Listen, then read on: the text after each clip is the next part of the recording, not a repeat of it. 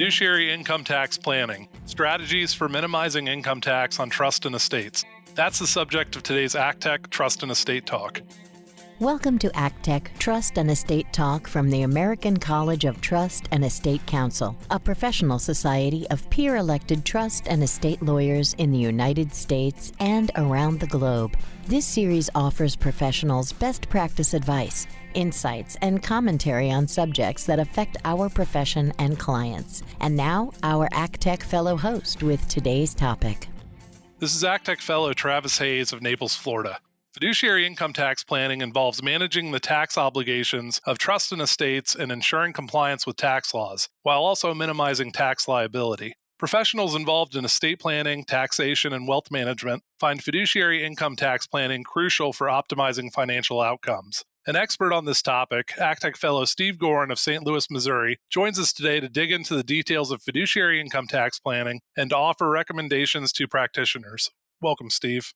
Thank you, Travis. It's a pleasure to be here. So let's talk some about how we can minimize income taxes when we have assets in a trust or estate. So after a trust or estate gets to about $15,000 or $16,000 of taxable income, it's going to be in the highest bracket. And often a beneficiary may be in a much lower bracket. To get to the highest bracket tends to require somewhere, several $100,000 worth of taxable income, and a lot of beneficiaries don't have as much of that. So there may be some opportunities to push income out to beneficiaries so that they can be taxed at a lower rate than what the trust might have. Now, instead of letting the tax tail wag the dog, though, first, we need to double check to make sure that a distribution is available under the trust agreement, that it's authorized, that the trustee can make the distribution,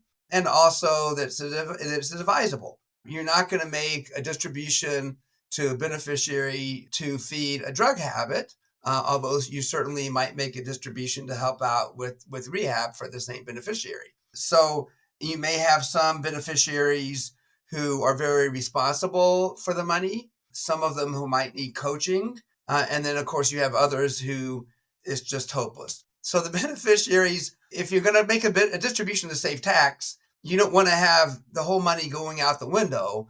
So you're not going to make a distribution to a beneficiary who's not going to use it wisely. But to the extent you do have a beneficiary who can use it wisely and the distribution is authorized, you should take a look at the different tax brackets involved. You want to look at the trust federal income tax bracket and also the state income tax bracket. Is the trust a resident trust, a non-resident trust? And how about the beneficiary? Does the beneficiary live in a low tax state, a high tax state? What's the beneficiary's tax bracket? Does the beneficiary have any losses or deductions that they can use to offset this income? So you really want to get to know both the circumstances of the trustee and the beneficiary. Now, the whole point about fiduciary income taxation is you have whatever the trust taxable income is. We come up with an idea called distributable net income, which is basically the trust taxable income before certain adjustments and before you consider how much gets split between the trust and the beneficiary. So you take this distributable net income, this D&I, and then to the extent that the trust makes a distribution to the beneficiary, the trust gets a deduction for it, and the beneficiary gets a K-1 saying the beneficiary has to report that D&I in the beneficiary's income. So it is a zero-sum game in terms of you have a finite amount of taxable income and it's simply allocated between the trust and the beneficiary. Now, one thing that a lot of people don't appreciate is the way it works with capital gains. A lot of people think that capital gains need to stay inside the trust. They're not part of D&I. But in fact, they can be allocated to D&I.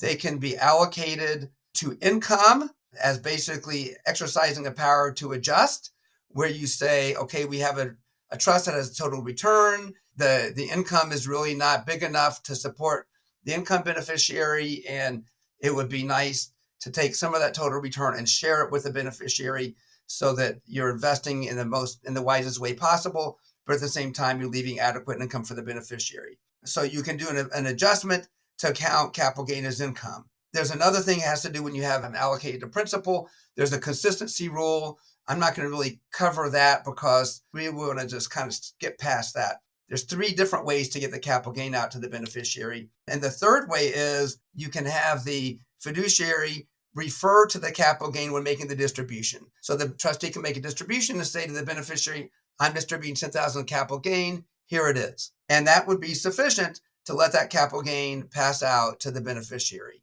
So the whole point about some of this planning is that in the first 65 days of the year, you can make distribution that will count for the prior year.